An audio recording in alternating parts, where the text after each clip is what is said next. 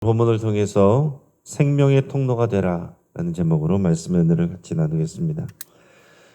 여러분, 세계적인 투자자들은요, 경제 위기가 오기 전에 공통적으로 하는 그런 행동이 있다고 합니다. 다들 이제 호황이었다고 즐기면서 파티를 하고 있을 때에 그들은 조용히 안전 자산을 확보를 하고 다가올 또 불황을 대비한다고 합니다. 경제도 언제나 계속 좋을 수만은 없는 거죠. 올라갔다 내려갔다 하는 일들이 있는 것이고, 우리 인생의 일들도 좋은 일이 있다가 안 좋은 일이 있다가 그런 것입니다. 우리 인생도 그렇기 때문에 지혜로운 그리스도인들은 하루하루 우리가 믿음으로 살아가야 되지만은 그냥 우리 하루를 무사히 잘 지냈다 그것으로 끝낼 것이 아니고 하나님이 주시는 통찰력을 가질 필요가 있습니다. 하나님께서 어떻게 일하시는지, 이 세상 속에서 어떻게 또 임하고 계시는지 그걸 바라볼 수 있는 지혜가 있어야 돼요. 그래서 오늘의 풍요와 내일의 결핍을 잘 조절하고 그 사이에 다리를 놓는 작업을 우리는 할 수 있어야 된다라는 사실입니다. 좋은 일 있으면 좋을 때는 좋고 안 좋을 때는 또 실망하고, 그런 것이 아니라 우리가 믿음이 있으면 무조건 다 좋은 것이 아니라 또 이 세상에도 불황도 오고 어려운 일도 오고 그럴 때도 있다는 거죠. 그 가운데서 우리가 살아가고 있기 때문에 그리스도인들은 이 세상의 풍파 속에서 하나님이 어떻게 역사하신 것을 봐야 된다라는 사실입니다. 오늘의 풍요가 있으면은 내일의 결핍이 있을 수도 있고, 또 내일의 결핍이 있으면 그 다음에 다시 올 또 풍요도 있다라는 사실이에요. 자, 오늘 본문에서 보면 요셉은 어디 있습니까? 자, 감옥에 있다가 애굽 왕 바로 앞에 불려왔습니다. 감옥에 갈 때만 해도 어떻게 이런 일이 있을 수 있을까 이해가 되지 않는 상황이었겠지만은, 그러나 지금 대제국 애굽의 왕 바로 앞에 서는 기회가 주어졌다라는 거예요. 하나하나 보면 하나님의 또 세밀한 또 계획이다라는 것을 우리가 알 수 있습니다. 애굽 왕 바로가 꿈을 꿨어요. 여러분, 이것도 재밌는 것은 뭐냐면 요셉이 꿈을 꿨으면 이런 일이 일어나지 않았을 거예요. 근데 애굽 왕 바로가 꿈을 꿨기 때문에 또 이 꿈을 해석해 줄 사람을 찾았고, 그러다가 보니 요셉과 함께 감옥에 있었던, 요셉 때문에 덕을 보았던 그 대신이 얘기를 해줘서 요셉이 지금 애굽 왕 바로 앞에 서게 되는 거 아닙니까? 이게 다 하나님의 섭리라고 우리가 이렇게 부르는 겁니다. 사람들은 우연이라는 말을 좋아하지만은 그리스도인들은 우연이란 말을 별로 쓰면 안 됩니다. 이것은 불교 용어고 불교적 가치관이에요.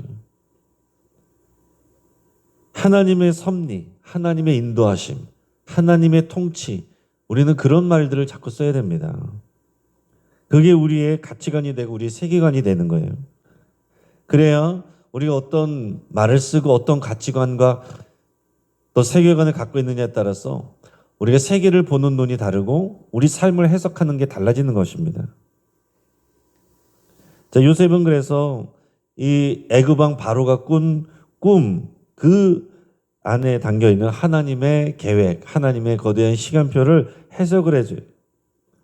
요셉은 단순히 점쟁이처럼 미래를 맞추는 것, 그 능력을 발휘하는 것을 끝나는 것이 아니고 그 상황을, 위기를 어떻게 생명을 구원하는 기회로 바꿀 수 있는지 거기에 대한 지혜도 또 제시를 합니다. 그래서 오늘 우리는 이 본문을 통해서 우리 인생에 삶의 흉년이 있을 수도 있고 풍년이 있을 수도 있는데 어떻게 대처하고 준비를 해야 되는가 하는 것을 함께 생각하시면서 우리 말씀을 나눌 수 있길 바랍니다.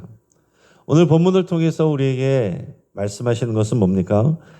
역사의 수레바퀴, 역사의 리모컨은 하나님의 손에 있다. 하나님이 결정하시고 하나님이 주관자시다 하는 사실입니다. 여러분, 이것이 정말 우리에게 뼛속 깊이 고백되는 우리의 믿음이어야 됩니다. 오늘 본문의 25절에서 32절까지 말씀을 같이 읽습니다. 요셉이 바로에게 아뢰되 바로의 꿈은 하나라. 하나님이 그가 하실 일을 바로에게 보이심이니라. 7 좋은 암소는 7회요 7 좋은 이삭도 7회니 그 꿈은 하나라. 그 후에 올라온 파리하고 흉한 7소는 7년이요 동풍에 말라 속이 빈 7이삭도 7해 흉년이니 내가 바로에게 이르기를 하나님이 그가 하실 일을 바로에게 보이신다 함이 이것이라. 온 애굽 땅에 7해 큰 풍년이 있겠고 후에 7해 흉년이 들므로 애굽 땅에 있던 풍년을 다 잊어버리게 되고 이 땅이 그 기근으로 망하리니 후에 든 그 흉년이 너무 심함으로 이전 풍년을 이 땅에서 기억하지 못하게 되리다. 바로께서 꿈을 2번 겹쳐 꾸신 것은 하나님이 이 일을 정하셨음이라. 하나님이 속히 행하시리니. 아멘. 자, 애굽에 바로가 꾼 꿈이 뭐였습니까? 나일강에 자기가 서 있는데 살찐 소 7마리가 있는데 또 삐쩍 마른 소 7마리가 올라오더니 살찐 소 7마리를 잡아먹었다. 다음에 또 꿈을 꿨는데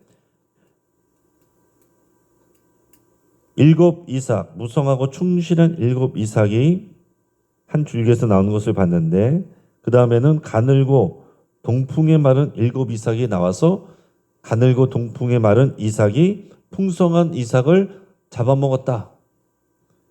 그런 내용이었어요. 이게 도대체 무슨 뜻인지 아무도 해석할 수 있는 사람이 없었습니다. 근데 요셉이 바로에게 얘기를 합니다. 꿈은 2가지를 꾸셨지만은 꿈은 하나입니다. 하나님이 그가 하실 일을 바로에게 보이신 것입니다. 이렇게 얘기를 했어요. 2번 꿨다는 건 뭐냐면 하나님께서 이 일을 확실하게 하실 거라는 그런 사인이다라는 거예요. 하나님께서 우리에게 말씀하실 때 우리가 가장 확실한 방법은 말씀을 통해서, 성경 말씀을 통해서, 설교를 통해서도 주시지만은 때로는 꿈을 통해서도 주실 수 있습니다. 근데 우리가 꿈을 꿨다라고 해서 다 뭐가 의미 있다 그렇게만 생각하면 안 돼요. 어떤 분은 본인이 꾼 꿈을 너무 예민하게 생각해가지고 거기 사로잡히는 분들도 있는데 하나님이 하실 일이라면, 하나님이 주신 꿈이라면 하나님께서는 반드시 그것을 확증시켜 주십니다. 다른 꿈을 주시든지 말씀을 통해서 확정해 주시든지 환경을 통해서 확정을 주시든지 분명하게 그것이 하나님이 사인으로 확신 있게 주시는 것이 아니라면 여러분 그냥 잊어버리셔도 돼요. 간혹 보면은 그냥 아무것도 아닌 꿈인데 그거 가지고 걱정하고 고민하고 막 거기에다가 자꾸 의미를 부여하고 그거는 이제 위험할 수 있어요. 근데 여기서 이 바로가 꾼 꿈은 의미가 있는 것이고 그리고 이 2가지 꿈 같은 내용이다라고 얘기했습니다. 그리고 이것은 2번의 꿈을 겹쳐서 준 거는 하나님께서 이것을 반드시 행할 것이라는 그런 의지다라는 거로 이렇게 해석을 해줬습니다. 그리고 7마리 암소 7개 이삭은 각각 풍년과 흉년을 상징하는데 이 중요한 것은 뭡니까? 지금 설명해 주는 것은 뭐냐면 하나님께서 이 풍년과 흉년을 주관하신다라는 거예요. 그걸 하나님께서 여호와 하나님이 결정하신다. 하나님의 작정하심이 있다라는 것입니다. 아, 풍년이 왔네, 흉년이 왔네. 뭐 여러 가지를 생각하고 이유를 찾을 수 있겠지만은 이 영적인 시각이 열려서 하나님이 작정하고 계시고 운행하고 계신다는 것을 볼 수 있어야 된다는 거죠. 요셉은 이걸 얘기를 해줬습니다. 여호와 하나님을 알지 못하고 온갖 신을 섬기는 애굽 왕 바로에게 분명하게 이것은 여호와 하나님이 하시는 일이고 여호와 하나님이 작정하신 하나님의 시간표라는 것을 분명하게 얘기를 했어요. 세상은 말하겠죠. 이것은 우연한 일이다. 또 이것은 그냥 기후현상이고 기후변화다. 그러나 요셉은 이것을 하나님의 뜻, 하나님의 작정하심 이렇게 분명하게 말을 했습니다. 하나님은요 어떻게 보면 마치 영화 감독과 같다라고 이렇게 얘기할 수 있습니다. 영화 감독이 주로 이제 시나리오를 쓰는 영화 감독들이 많은데 시나리오를 다 썼어요. 다 썼기 때문에 어떤 일들이 일어나고 중간에는 어떤 또 갈등이 있고 그러나 어떤 극적인 사건을 통해서 해결이 되고 그때 끝의 결말은 어떻게 되는지는 감독은 다 알고 있어요. 그 글을 쓰고 감독하는 감독은 다 알고 있습니다. 그리고 장면을 찍을 때 큐사인을 주는데 배우들은 잘 몰라요. 그냥 그 당시의 대본만 보면서 그 연기를 해냅니다. 근데 우리는 어떻게 보면은 그 영화 촬영하는 데 있어서 배우와 같은 사람들이에요. 전체의 결말을 다 알 수 없을 수도 있습니다. 그러나 감독 대신 하나님은 이 모든 결말을 알고 계신다. 그러면 배우는 믿고 찍는 거죠. 나는 다 몰라도 괜찮다. 감독이 이 모든 것들을 주관하고 있다. 그를 믿기 때문에 감독이 시키는 대로 하는 것입니다. 여러분, 우리 인생의 감독이 우리 여호와 하나님이신 것을 여러분 믿으시고 고백하시길 바랍니다. 이 고백이 없으면요, 이렇게 해야 되나 저렇게 해야 되나, 이것 때문인가 저것 때문인가 각자 우리 머리를 굴리다가 하나님의 뜻을 발견하지 못하고 자기 생각에 따라가서 인간적인 생각과 인간적인 방법으로 살아가는 모습들이 많이 보이게 됩니다. 우리 삶에 이해할 수 없는 풍요가 찾아올 수도 있고 반대로 감당할 수 없는 그런 흉년이 올 때도 있습니다. 그러나 그때마다 우리는 누구 탓이야 말할 것이 아니고 이 상황들을 통해서 지금 하나님은 무엇을 말씀하시는가, 이걸 물어보고 기도해야 됩니다. 그리고 이 상황에서 우리는 어떻게 대응해야 되는가, 하나님의 뜻이 무엇이라면 하나님의 그 뜻에 맞춰서 우리가 행동하고 선택하고 결단하는 것이 중요한 것이죠. 내가 판단하고 내가 결정하고 하는 것은 결국에는 하나님의 연단을 또 받게 되는 것입니다. 요셉의 아버지 야곱은 그런 인생을 살았잖아요. 자기 생각으로 이렇게 했다가 저렇게 했다가, 그래서 이렇게 두드려 맞고 저렇게 두드려 맞고, 그럼에도 불구하고 하나님의 인도하심을 받았습니다. 요셉은 그 모든 상황 가운데서 잠잠하였고 하나님의 뜻을 신뢰하였고 그리고 하나님의 뜻을 이해할 수 있었습니다. 하나님께서 그런 지혜를 주셨어요. 그래서 고난 가운데 있지만은 하나님은 요셉을 형통하다고 말씀하셨고, 그런 상황 가운데서도 어디 있든지 세상적으로 보면은 망한 것 같지만은 어디에서든지 하나님의 보호하심을 받았고 어디서든지 사람들에게 인정을 받았고 존귀하게 여김을 받습니다. 보디발에게서도, 그리고 감옥에서도, 그리고 이제는 애굽 왕 바로 앞에서도 인정을 받는다는 거예요. 그게 어디서 오는 것입니까? 하나님과의 관계에서 오는 거예요. 우리가 하나님을 신뢰하고 하나님의 말씀을 따르면 하나님이 우리 인생을 책임지십니다. 근데 우리가 하나님을 신뢰하지 못하고 하나님의 일하심을 우리가 구하지 않고서 우리 각자가 주인 되어서 결정을 한다면 우리 삶은 이리 튀고 저리 튀고 하게 될 거예요. 거기에 대한 책임을 우리가 또 져야 될 때도 있고, 하나님께서 우리의 못한 것들을 다듬으시기도 하고 깎아 나가시기도 하면서 하나님의 역사는 그러나 변함없이 이루어져 가십니다. 이어서 우리 33절, 33절과 34절 같이 있습니다. 이제 바로께서는 명철하고 지혜 있는 사람을 택하여 애굽 땅을 다스리게 하시고, 바로께서는 또 이같이 행하사 나라 안에 감독관들을 두어 그 7해 풍년에 애굽 땅의 5분의 1을 거두되. 자, 요셉은 꿈을 해석하고 그냥 물러난 게 아닙니다. 여기에다가 대안을 제시를 해줬어요. 행정적인 대안. 지금 얘기한 거는 영적인 부분이 아니고 행정적인 대안을 얘기를 해줬습니다. 자, 지금 풍년이 7년 동안 있을 것이고 그 위에 흉년이 있을 것입니다. 그는 영적인 부분이죠. 근데 그 다음에 이 일을 어떻게 대처하십시오라는 것은 행정적인 대안을 얘기를 했단 말이에요. 명철하고 지혜 있는 사람을 택해서 애굽 땅을 다스리게 하십시오. 그리고 풍년 때 그걸 그냥 다 써버리지 말고 5분의 1을 거두어서 저장하여 흉년을 대비하십시오. 행정적 대안을 내놨다라는 얘기예요. 자, 요셉의 훌륭한 점이 여기 있습니다. 영적인 통찰력이 있는데 거기서 끝나는 것이 아니고 이것을 실제적인 삶에서 적용할 수 있는 그 삶의 대안으로 내놓고 이것을 연결했다라는 사실입니다.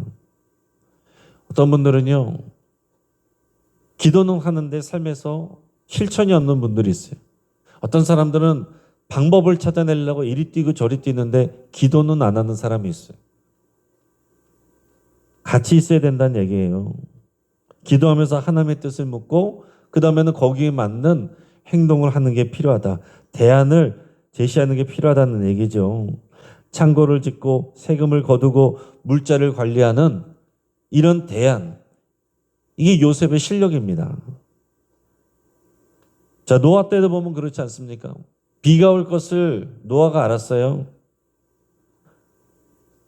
그걸로 끝나면 아무 일도 일어나지 않았다라는 사실입니다. 하나님의 말씀에 순종해서 산 위에 배를 짓는 노동을 해야 되는 거죠. 그러니까 하나님께서는 사람을 통해서 일하십니다. 그러니까 하나님께서 우리에게 역사하실 때에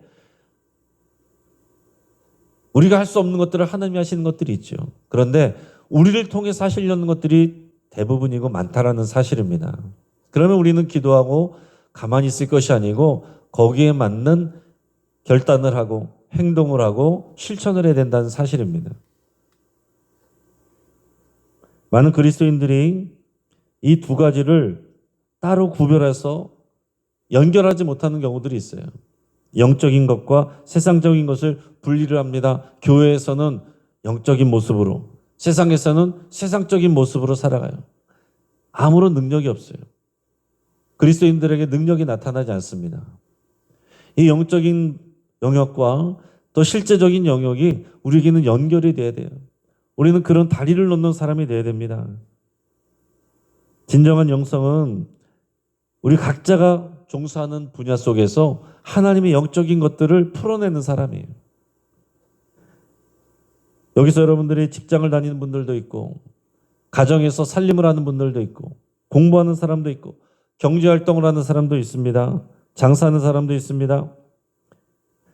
그러나 그 상황 속에서 그 분야에서 가장 탁월하고 정직한 대안을 내놓는 것, 그 대안을 하나님이 주신 그 가치와 지혜를 가지고 대안을 내놓는 것, 그래서 사람들에게 영향력을 미치는 것, 이게 하나님이 기뻐하시는 일입니다. 하나님은 우리가 하늘의 언어를 이 세상의 언어로, 세상의 실력으로 이것을 바꾸기를 원하세요. 담장을 넘는 선교적 교회는 뭡니까? 교회 안에서 우리만 열심히 기도하고 예배하고 은혜 받고 우리끼리 좋고 그걸로 끝나는 게 아니에요. 하나님은 우리가 담장 밖에 세상으로 나가서 이 하나님의 나라를 풀어내기를 원하십니다. 흘려보내기를 원하시고 그 하나님의 사랑 우리만 누리는 것이 아니라 우리가 살아가는 그 세상 속에 흘려보내기를 원하시고 우리가 다리가 되기를 원하시는 거예요. 이어서 우리 35절 36절 같이 읽습니다. 그들로 장차올 풍년의 모든 곡물을 거두고 그 곡물을 바로의 손에 돌려 양식을 위하여 각 성읍에 쌓아두게 하소서. 이와 같이 그 곡물을 이 땅에 저장하여 애굽 땅에 임할 7해 흉년에 대비하시면 땅이 이 흉년으로 말미암아 망하지 아니하리다. 아멘. 자, 요셉의 전략은 간단합니다. 풍년 때 아껴서 흉년 때 쓰는 거예요. 이것은 단순한 저축을 권고하는 것이 아니고 이것은 하나님의 심판의 성격이 있는 거거든요. 그 심판과 고난을 견뎌내고 이겨내기 위한 준비를 해야 된다라는 것입니다. 36절에 보면 이 준비의 목적이 뭐라고 됐냐면 이 땅이 이 흉년으로 말미암아 망하지 아니하게 하려는 것이다. 그럼 우리가 이 부분에서 생각을 해야 될 게 있어요. 하나님이 다스리는데 흉년이 올 수도 있다는 사실입니다. 하나님이 결정하시는 거예요. 하나님이 항상 우리에게 풍년만 주시는 게 아닙니다. 흉년을 주실 때도 있어요. 그것도 의미가 있는 것입니다. 중요한 건 뭐냐면 왜 하나님 내 인생에 이 흉년을 주십니까? 도대체 왜 그렇습니까? 이유를 찾아내려고 하는 게 아니라 그 흉년을 대비하는 게 중요하다는 사실이죠. 그 흉년을 하나님이 주신 이 풍년에 저축한 것으로 이겨내고 감당하고 그 기간들을 믿음으로 지나가는 것이 중요하다는 사실입니다. 요즘 태양광 패널을 설치하는 그런 것들이 점점 많아지는데요. 태양광이라는 거 에너지를 쓰는 게 어떤 거예요? 그 낮 동안에 이 뜨거운 태양에서 그 태양 에너지를 쫙 모아가지고 비축해서 글을 쓰는 거잖아요. 해가 떠 있을 때 그 햇볕의 에너지를 비축하지 않으면 어두운 밤이 왔을 때 불을 켤 수가 없는 것입니다. 지금 우리들의 삶은 여러분 풍년입니까? 아니면 흉년입니까? 여러분들의 가정은 지금 풍년의 상황입니까? 아니면 흉년의 상황입니까? 여러분 우리가 건강하고 또 경제적으로 여유 있고 신앙의 기쁨이 충만하십니까? 그렇다면은 물론 감사해야 되지만 그러면서 동시에 흉년을 준비해야 되는 지혜가 필요하다라는 사실이에요. 고난의 때를 견딜 수 있는 말씀의 양식을 마음의 창고에 채우시기를 바랍니다. 그리고 흉년을 대비할 수 있는 기도의 분량을 채우셔야 돼요. 지금 기도해 놔야 어려움이 왔을 때 이기고 감당할 수 있는 거예요. 그래야 내 삶에 흉년이 닥쳐왔을 때 나뿐만이 아니라 나만 견뎌서 끝난 것이 아니라 그것이 기회가 되어 다른 사람들 살게 하는 하나님의 역사의 주인공이 될 수 있다라는 사실입니다. 북극점에서 약 1300km 떨어진 곳에 노르웨이에 그 스발바르 제도라고 하는 곳이 있는데 여기에는요 국제 종자 저장고가 있대요. 그러니까 종자 씨앗들을 저장해 놓은 곳이 있다는 거예요. 이것을 뭐라고 말하냐면은 최후의 날 저장고라고 이렇게 부른다고 합니다. 그러니까 인류가 정말 망하게 됐을 때에 그 인류를 살릴 수 있는 최종적인 그 종자들을 여기다가 모아놨다는 거예요. 그래서 나중에 인류는 지금 뭐 계속 경제도 발전하고 기술도 발전하지만은 계속 위기는 오잖아요. 전쟁 나면은 기껏 쌓아놨던 것 한순간에 다 파괴하는 게 인간이잖아요. 기후변화도 계속해서 일어나잖아요. 핵전쟁 위험이 있잖아요. 생각지 못했던 전염병 자꾸 생기잖아요. 이런 미래에 닥칠지 모르는 거대한 전 지구적인 흉년에 대비해서 지금 전 세계 식물 종자를 이곳에 비축하고 있다라는 사실입니다. 그래서 영하 18도에 영구 동토층 깊숙이 자리 잡은 이 저장고는요. 전기 공급이 끊겨도 종자를 보존할 수 있도록 그렇게 설계되어 있대요. 그러니까 현대 과학자들도요. 미래의 흉년을 대비해서 요셉처럼 종자를 비축하고 있습니다. 요셉은 그 일을 그 오래전에 이미 한 것입니다. 하나님이 보여주신 미래를 믿고 7년의 풍년 동안 미리 대비를 하고 생명을 비축해냈다라는 사실이에요. 또 이런 믿음과 또 이런 지혜가 우리에게 필요한데요. 예전에 경주에 가보니까 그 유명한 경주 채부잣집 이야기들이 이렇게 착 적혀 있는 게 있더라고요. 거기 보면은 이 경주 채부잣집 얘기는 여러분도 아마 다 들어보셨을 겁니다. 약 300년, 12대에 걸쳐서 대대로 만석군의 부를 유지하면서도 사람들에게, 백성들에게 존경을 받았던 가문이 이 경주의 채부잣집인데요. 이 가문에는 대대로 내려오는 6가지 그 교훈, 육훈이 있었다고 얘기를 합니다. 그 집안에 꼭 지키는 6가지 이 원칙이 있는 거예요. 그중 요셉의 창고와 가장 닮은 가훈이 뭐냐면 사방 백리 안에 굶어 죽는 사람이 없게 하라. 그러니까 경주 채부자는요. 우리 집이 잘 되고 우리 가문이 잘 되고 이거를 계속 우리 자녀에게 물려주고 이게 최고 원칙이 아니라 우리로 인해서 사방 백리에 굶는 사람이 없게 하라. 이게 가장 중요한 원칙이었다라는 사실입니다. 굶어 죽는 사람이 없게 하라. 그래서 이들은 평소 풍년이 들 때 곡식을 아껴서 저축해 뒀다가 날에 흉년이 들면 곡관을 열어서 굶주린 이웃들에게 죽을 수 대접하고 곡식을 나눠주는 그런 선행을 했습니다. 특히 육훈 중에 하나가 뭐가 있냐면요. 흉년기에는 땅을 사지 말라 이게 있었대요. 흉년기에는 땅을 사지 말라. 흉년기 되면 어떻게 되겠습니까? 사람이 먹고 살 게 없으니까 자기 집안 내려왔던 땅이라도 내놓는 거잖아요. 그럴 때 땅을 사면은 저가에 사서 나중에 자산이 되는 거 아닙니까? 이게 부동산 재테크 아니에요. 근데 흉년기에 땅을 사지 말라는 거예요. 이게 무슨 의미가 있습니까? 당연히 경제적으로는 도움이 되겠지만은 남의 불행, 남의 위기를 자신의 기회로 삼지 말라. 윤리적이고 도덕적인 것입니다. 이들은 일제강점기에는 전 재산을 독립운동 자금으로 내놔서 또 많은 사람들에게 존경을 받았습니다. 오늘 요셉이 쌀을 비축한 이유는요, 바로의 창고를 채워주기 위한 것이 아니라 흉년이 올 때에 굶주리게 될 많은 백성들을 살리기 위한 것입니다. 자기의 야곱의 가족들과 자기를 미워했던 그 사람들까지도 살리는 것이고, 자기를 비웃었던, 그리고 자기와 상관없었던 그 애굽 사람들까지도 살리는 그 일을 하나님이 하신다고요. 나와 상관없어 보이는 사람들, 또는 나를 미워하는 사람들까지도 나를 통해서 살게 하시는 이것이 생명의 통로가 되게 하시는 것이 하나님의 뜻입니다. 오늘 우리의 삶을 이런 하나님의 눈으로 바라보시고 해석하셔서 나를 생명의 통로로 세워가시는 우리 하나님 앞에 믿음으로 나아가시는 저 여러분 되기를 주의 이름으로 축복합니다. 참 기도하겠습니다. 오늘 말씀을 붙잡고 함께 기도할 때에 지금 하나님께서 온 세상을 통치하고 계심을 여러분 믿고 감사드릴 수 있길 바랍니다. 계속해서 들려오는 뉴스들 보면은 우리는 불안한 함 가운데 살 수밖에 없습니다. 그러나 이 모든 것 가운데 하나님께서 통치하고 계시다는 것을 여러분 믿음으로 고백하시길 바랍니다.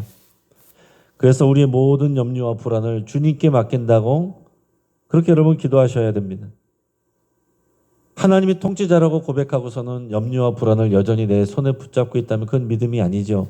연결이 아니죠. 우리의 모든 염려와 불안을 우리의 통치자이신 주님 앞에 내려놓습니다. 그렇게 여러분 기도하시고 다른 사람들을 살리는 생명의 통로가 되기를 결단하셔서 주님 내게 지혜를 주시고 결단할 수 있는 능력을 주시고 또 생명의 통로가 되게 하여 주옵소서. 그렇게 여러분 기도하시기 바랍니다. 환우들을 위해서 함께 기도해 주시고 우리 강봉도 성도님 오늘 담낭 제거 수술 받으시는데 위에서 함께 기도해 주시고 또 어제 전정기관 수술을 받은 남아프리카 공화국 강미아 선교사님 회복을 위해서 함께 기도해 주시기 바랍니다. 항암 치료 중인 박영화 성도님 위해서도 기도해 주시고 우리 장문평 성도님 발목골절 지난 토요일에 다치셔서 수술을 받게 되셨다는데 회복을 위해서 함께 또 기도해 주시기 바랍니다. 오늘 있을 늘 푸른 대학 갈릴리 전도대 수예배를 위해서 함께 기도하겠습니다. 이 시간 주여 한번 부르짖고 합심해서 함께 기도하겠습니다. 주여